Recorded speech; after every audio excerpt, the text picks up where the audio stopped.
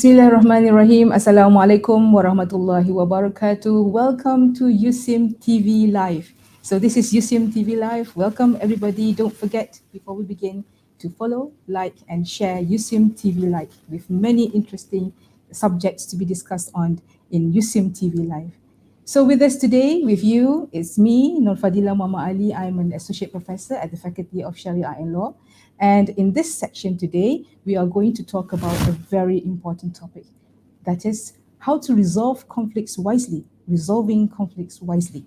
So with us today, we have a special guest we bring from United States of America, that is Professor Emeritus Dr. Amar Abdallah, okay, a scholar in residence in Baker Institute of Peace and Conflict Studies at Juniata College, United States of America.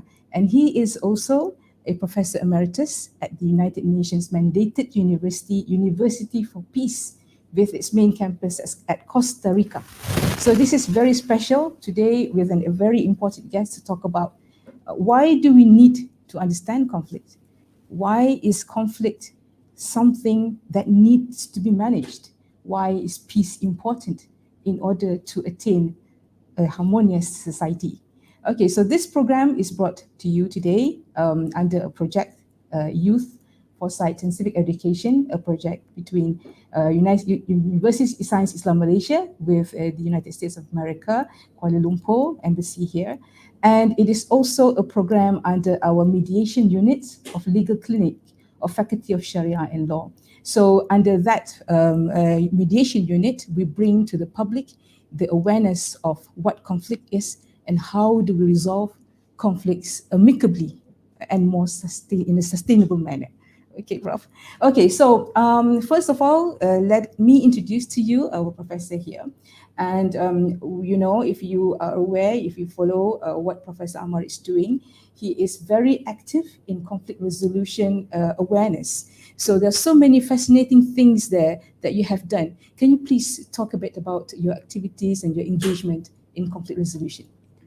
First, thank you so much, Dr. Fadila and USIM for this generous invitation to come here to my beloved Malaysia. Yeah, welcome. It is an honor to be here with all your colleagues, and I look forward to all the activities that we will do this week. Inshallah.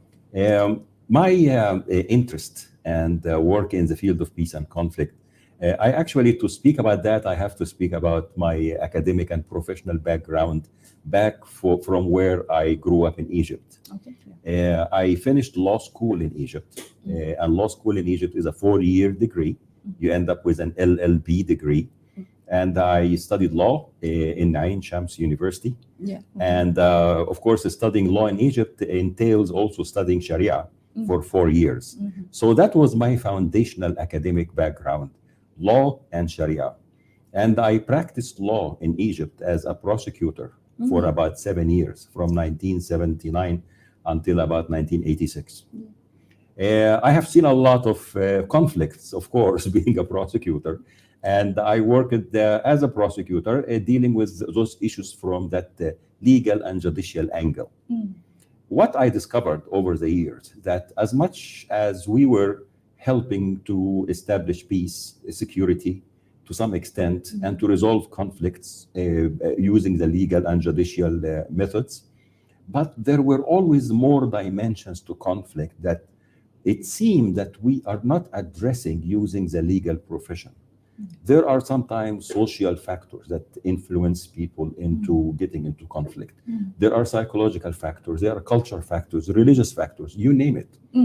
And of course, as a prosecutor, your job is not to delve into those areas as much as to focus on the legal and the judicial. However, I was always interested in those dimensions. And by a strike of luck, I got an opportunity to go and study in the United States in 1984 for 1 year on a fellowship. And of all universities of the United States, I went to a university outside of the Washington, D.C. area called George Mason University. By also a strike of luck, George Mason University, a year before, had just started a master's degree program in the field of peace and conflict studies. And I was very surprised by that field and what is it about. And I was fascinated to see that they advertised the program in terms of how it is multidimensional and multidisciplinary. Looking at conflict from the historical perspective, cultural perspective, psychological, sociological, legal, political. And by then, I was very ready to embrace this approach to conflict rather than only the legal approach that I have been doing as a prosecutor. So I decided that this is what I want to do for the rest of my life. Interesting. I finished my scholarship or fellowship, went back home for 2 more years in Egypt, and then I returned to the US in 87, and I have been there since then. I finished my master's degree in sociology and conflict studies, and then my PhD in conflict analysis and resolution from George Mason University. And I changed my entire career into academia, research and evaluation and teaching and training in the field of peace and conflict since then. Very interesting to see how someone from the legal background transformed naturally towards the field of peace and conflict studies. Absolutely. And I would say that I am very grateful for this combination. I learned so much from my legal background, from my Sharia background, and also from everything I learned from the field of peace and conflict as an academic field, in addition to the practice of peace and conflict I did worldwide.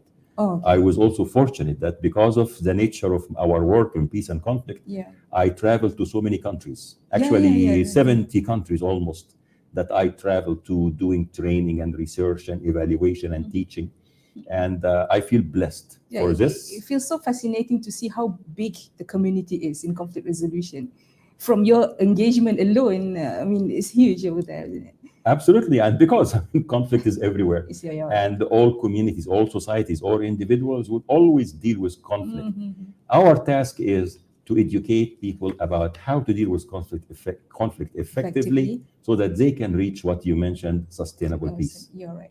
Okay, so audience out there, we are talking about peace and conflict resolution.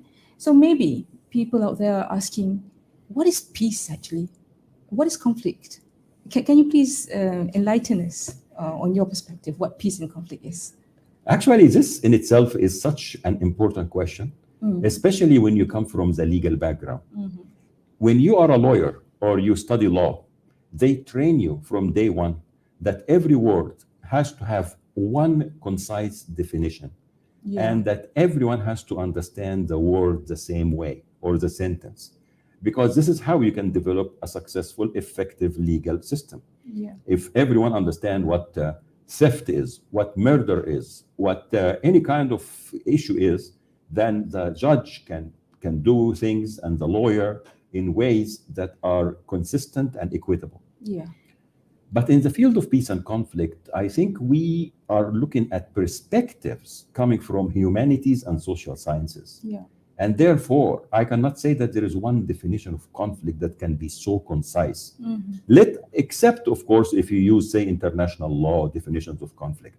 But conflict is much bigger than just international law. Yeah. So I think that we can talk about certain elements that must exist for us to say there is a conflict. And even then, there will be disagreements. For example, some people will say that there is a conflict whenever two or more entities, people or otherwise, have disagreement over certain interests and they cannot achieve them simultaneously. Yeah.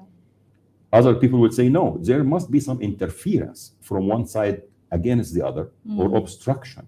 And that's why we can start to create tension and struggle between the parties, and that's when we have conflict. I see. So this is pretty much in general sense what any conflict in the world is all about. Yeah. Two or more parties having different interests, divergent, and they obstruct each other or interfere with each other, or at least perceive that. And as a result, they start to resort to actions that may make them achieve their interest at the expense of the other. Yeah. Peace, what is peace? That is another more complex question, because in my opinion, peace has different meanings depending on the situation you are looking at, what kind of situation people are dealing with. Yeah. And accordingly, peace for them will mean something that may be different from what peace is for other people. Oh, that is interesting. And I'll give you a true story about that. Okay. I went one time to Liberia, which is a small country in West Africa, suffered from a civil war that was vicious in the first part of the 1990s. The war was civil war. Everyone is fighting everyone. Many people are dead, refugees, internally displaced people. It was such a difficult time for everyone. Everyone suffered. Yeah. And everyone had enough of the shooting and killing happening every day. So finally, things calmed down. And then peace building programs started to be established. Yeah. So I went to do evaluation and research on existing peace building programs to see how effective they are. Yeah. So we did a survey on the streets, Yeah. and we were asking people, what does peace look like to you? Oh, The people who were suffering, those people who are affected by the conflict. okay. I still remember a woman responding to the survey said, peace for me means that I can send my son to school and no one will shoot at them. That's it. That's all she aspired for at that time. If you only give me a sense of security and my child can go to school and nobody shoots at them, I am grateful. That's good enough. Because she has seen enough for 5-6 years of the killing and shooting.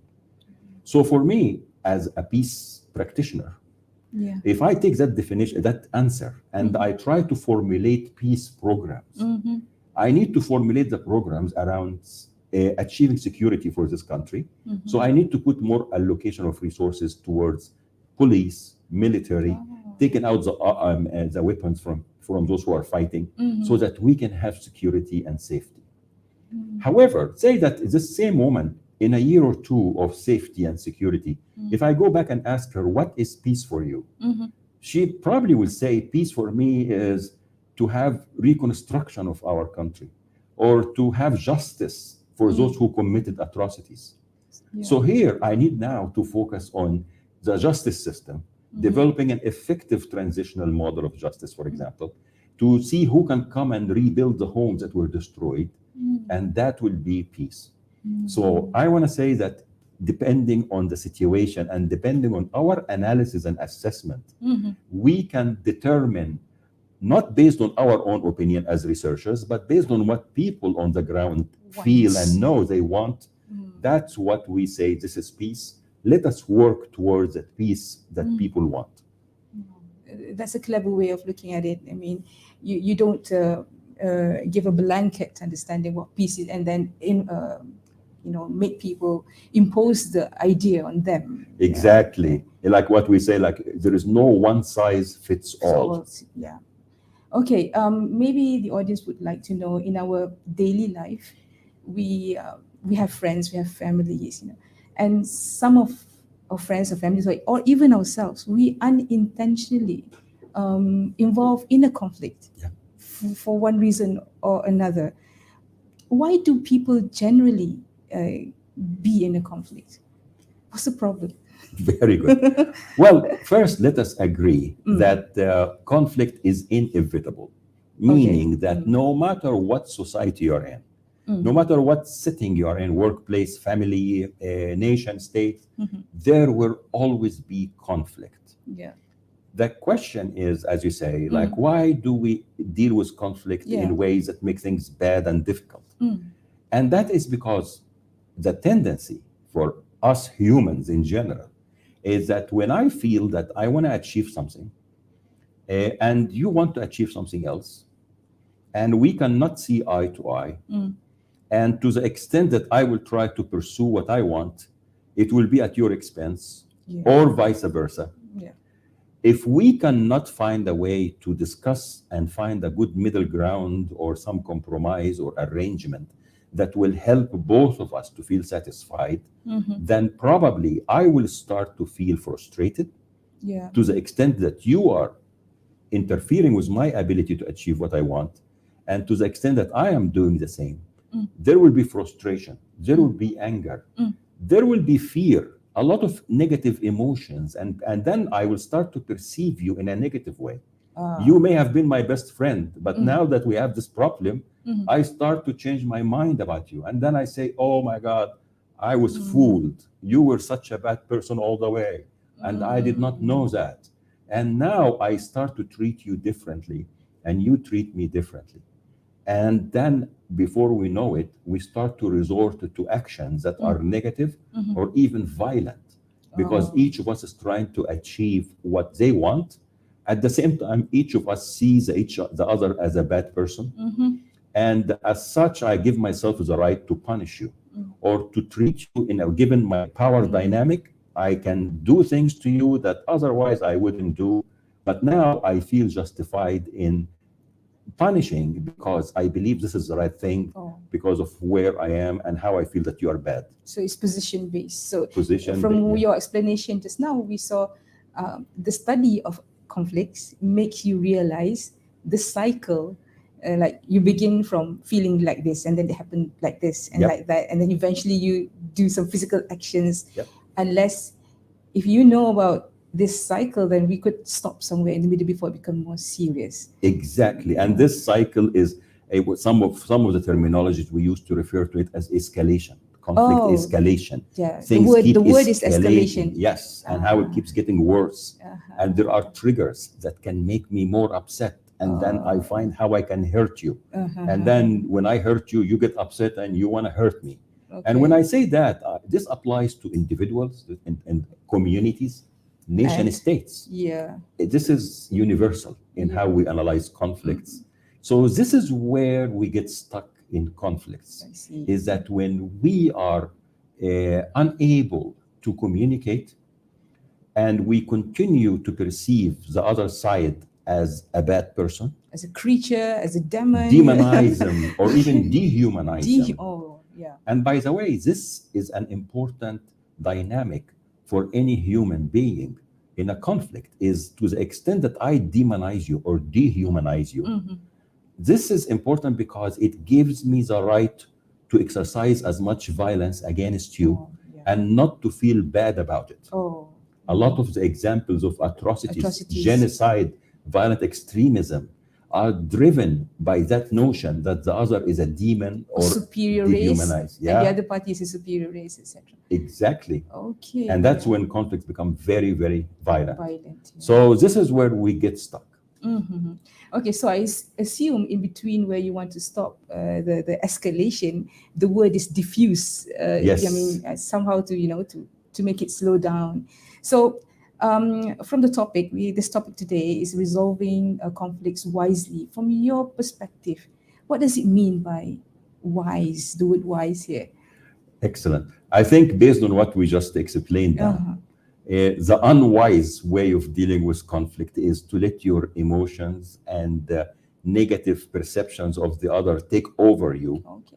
And then if you have the amount of power that allow you to exercise some level of force or violence, you will use it.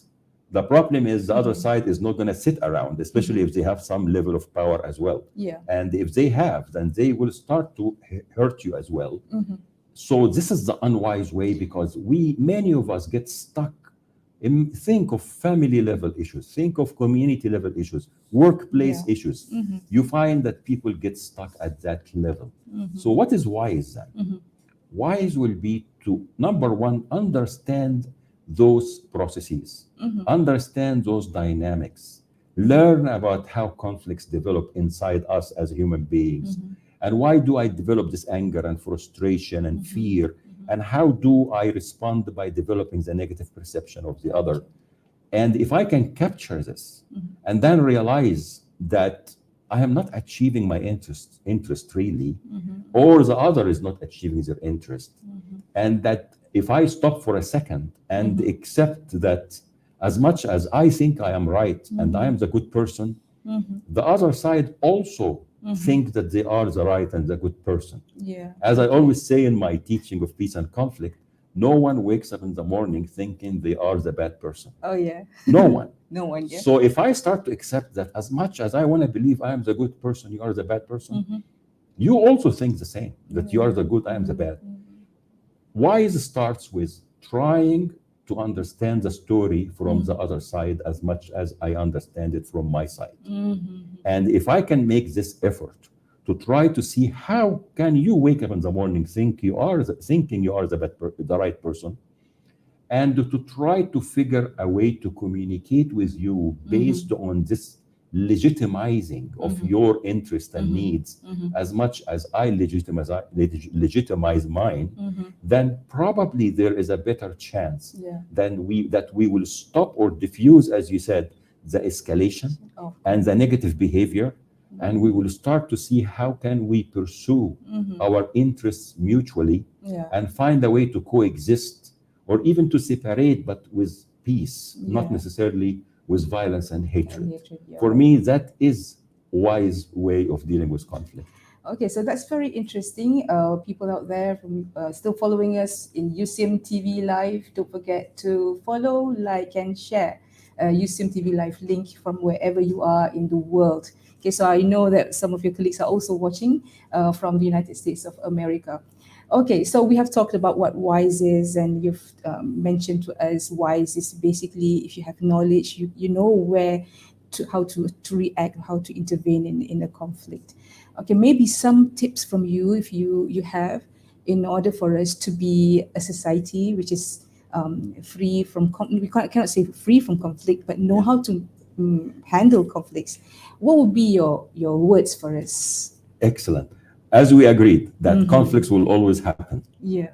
The question is, how can we deal with them wisely? Mm. And I would say every society is unique. Mhm. And we go back again to the principle, no one size fits all. Okay. So we need to have active, effective ways of analyzing and assessing conflicts.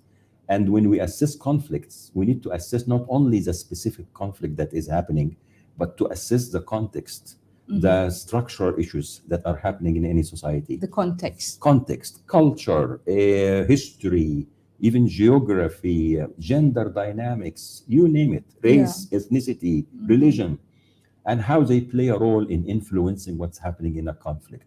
Plus also understanding relationship dynamics, the bond that connects people, the power. If I can understand all those pieces while understanding the specific elements of what's happening in a conflict, Yeah. then I may discover that there are effective ways or tools that can help to resolve a conflict in a certain society. And that's what I need to activate as an expert in conflict resolution. Let me give you a true example. I go back again to Liberia. Okay. And actually, I'll share also an example from another country to show you the difference between different societies. When I went to Liberia at that time, when I mentioned after the Civil War, and I was doing assessment of peace building programs, I learned that after they stopped the violence and things calmed down, suddenly there was an eruption of violence again between two tribes living in the northern part of the country. Okay. And the violence meant that members of each group killed and burned and destroyed property of each other. The problem is the two tribes have members across the entire Liberia and even entire West Africa. So the fear was that if the news of what happened between them start to spread, then the whole civil war will re-erupt again. Okay. So the government quickly sent a minister who is from that part of the country, from the north, to try to do something to diffuse the conflict. He went there, and I spoke to him about his what he did to solve the conflict. And he told me that he did his assessment of the conflict before he went, and that based on what he understood and based on his knowledge of the area, he knew very well that the two tribes had actually very positive historical relationship for many, many years, hundreds of years. Oh, okay. And that this situation that happened was an exception. It's not the norm. You know, some tribes and some community groups sometimes have very bad relations over time. But those, no, they had very good relations over time. So he decided to develop a strategy to deal with the conflict based on his knowledge that they have a positive history of peaceful coexistence. So when he arrived to that place, he brought the leaders of the two groups. And he told them that before we speak about what happened and who killed who and who burned whose home, I want you as the leaders of the two tribes to share with me, to recount the history of relationship between your two tribes for the last 300 years. Oh. Now, this is not a strange question for those tribes in that part of the world. I mean, I'm sure if you try to ask the same question in other places, it may seem very strange. But for those people, that was a normal question. So actually, they started to recount different episodes of their interaction with each other over 300 years. All the examples they shared were very positive. One time there was famine in your area and we came and helped you. One time there was a hurricane and we came and gave you place to stay. One time there was a common enemy and we fought together. They kept bringing up all those positive examples, and until they approached the day of the violence that happened. And that's when the minister posed a question to them. He said, so are you going to be the leaders who will ruin 300 years of cooperation? That's a powerful question. How will generations that have passed and generations that will come will judge you? He almost shamed them for how they mishandled the conflict this time, did not honor the legacy of positive relationship of the ancestors, and that they would be responsible for what will happen for the next generations. I see. By changing their mindset, changing their attitude towards each other, putting them in front of their historical responsibility. Yeah. He was able to set a positive tone to address what really happened and who killed who and who shot who and why. And then they decided to develop a model of punishing those who committed serious crimes, to develop a model for compensation for others, and even to do some forgiveness and other approaches. And then they had a peace agreement where they developed strategies to prevent this conflict from becoming violent in the future. Okay. This model is perfect for that community, for that society. If you ask me how our societies can deal with conflict, I will say we need to look deep. Our community, Into see the our- context, yeah. Exactly. And I am sure every community, every society has its own mechanisms Yeah. that can work effectively to resolve conflicts, be it from religion, be it from traditions and culture, be it from just the pragmatic way of how to think of interests and how to resolve conflicts. There are many variety of ways of doing this. Yeah. But we need the assessment that is comprehensive, that will allow us to know what works in what given situation. society. Thank you, Prof. Amal. So to the audience out there, this is, I think, a genius example, because always when we are in a conflict, we tend to forget what are the beautiful memories that we have with that person. Perhaps if you sit for a while and think, she has been good to me, she has been supporting me all this while. And you see, to see this conflict only arise only a few days before, or only maybe 1 year before, it's not worth to carry on with the conflict and forget about all the good relationships and the possible good relationship with the other person in the future. So I think that is at the interpersonal level I could get from your story. And then now we are going towards the end of the program. Before we go there, one question which I'd like to ask you. I read from your writings, you have been promoting the Islamic values in conflict resolution. So this is what we do as well at USIM, University of Science Islam Malaysia. We always like to link whatever we see with what we already have in the legacy of the religion. So perhaps can you tell us your works relating to Islamic perspective of conflict resolution? Of course, this has been the most precious part of my work in peace and conflict resolution is the Islamic dimension. I have always been so attached to it from the beginning. And I have to say that having studied Sharia and fiqh for 4 years in the law school, and then had some practice of that Sharia and fiqh in my work as prosecutor, then I went to study peace and conflict. That transformation in terms of my academic discipline and professional work led me to also change how I look at our Islamic sources, not from the classic jurisprudence approach that is called fiqh, but to realize that the Quran and the Sunnah, they have way more about conflicts than simply the legal approach. Meaning, and to give you a concrete example, and what really struck me and developed my entire scholarship about conflict resolution from Islamic perspectives came precisely from Surah Al-Baqarah, from verses 226 to 242. When you read those verses, 226 to 242, all of them deal with family conflicts. Custody, child support, divorce, and all different types. I found that there was a systemic way that the Quran al-Karim is approaching those different conflicts.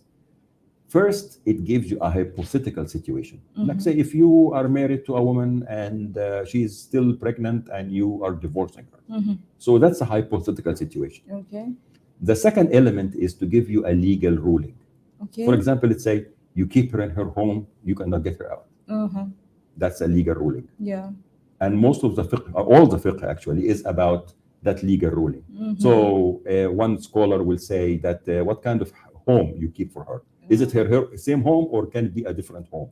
And they may differ and disagree for many good reasons on why they have different approaches. But this is the concentration of fiqh. However, what struck me was that there was something else in those verses. I call it element number 3, which is the manner by which to do the legal ruling. And that came to me from the repetition of the word ma'ruf in those 15 verses. In those 15 verses dealing with conflict at a personal level and family level, the word ma'ruf is repeated 13 times. 13 out of 15 verses. What is ma'ruf? Ma'ruf is about not just being kind. As a matter of fact, if maybe in another lecture discussion, I can elaborate on the depths of the word ma'ruf in Arabic and why the Quran al-Karim is using this word, not other words, in the middle of conflict. In other words, the Quran is telling us, Allah subhanahu wa ta'ala is telling us that when you are in the middle of conflict, and as you explained, I'm so angry with you, I am so hateful, I see you as a demon. In the middle of this, Allah subhanahu wa ta'ala is saying, deal with the other side with ma'ruf, meaning with the utmost kindness, that the other will understand it as kindness. And to do that in the middle of your hatred and anger and frustration, can you imagine how much this will diffuse the conflict?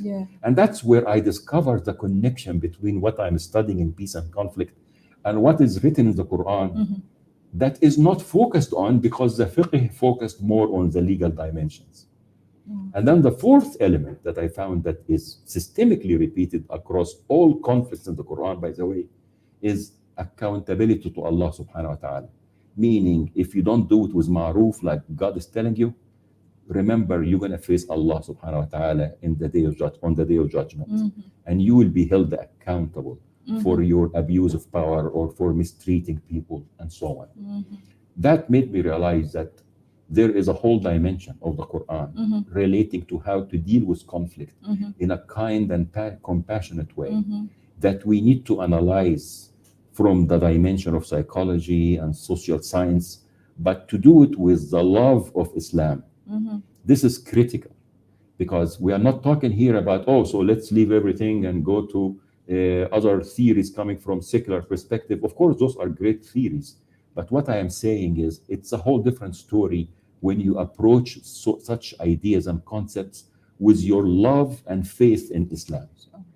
And then you start to generate processes and practices for people and tools that come directly from our sources, from the Quran and Sunnah, and make it applicable to people to deal with conflict in a peaceful way and sustainable way as well. Yeah, beautiful, beautiful. I've seen in the international law, at least if you talk about international law, there's one element which is called as reciprocity. That means if someone goes do good, then this country also do good. But in Islam, it's more than that. You don't need reciprocity at the first place, because you have this compassion in the word ma'roof. Yeah, and also in conflicts like this, we also have a spiritual dimension. That's right. That is connectedness to God, to Allah subhanahu wa ta'ala. MashaAllah, exactly. Yeah, so thank you very much, Prof. Ammar Abdallah, for this sharing. This is very useful for me and also for the public, I'm sure. And for your information, inshallah, tomorrow we are going to have a 2-day conference on the conflict resolution, which we will be focusing on international peace. And for that conference, we're going to have an audience from law backgrounds. We also have NGOs, academicians, students to come together, even judges, and also a representative from the Turkish embassy is also coming with us tomorrow, inshallah. So maybe can you tell us a bit on what will be the content for tomorrow? Just a little bit. Yes. Inshallah, this first, again, I would like to repeat my gratitude to you and to your university. And I look forward to the workshop tomorrow and Friday. We will be discussing some of the key principles and foundations of the field of peace and conflict resolution, like we discussed in this discussion. However, we will apply it to the international level.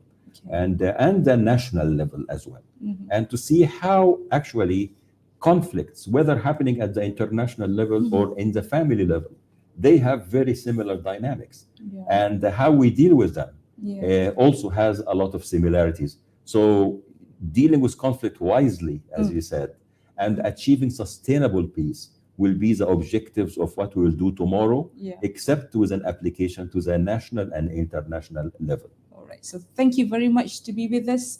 And with this, we hope that everyone will watch this. It's going to stay long in the media. All right. So welcome to Malaysia. Welcome back always to Malaysia as your second home. You can come anytime you like. Okay. And so we thank everyone who have been with us for the entire time. So this is USIM Live, TV Live.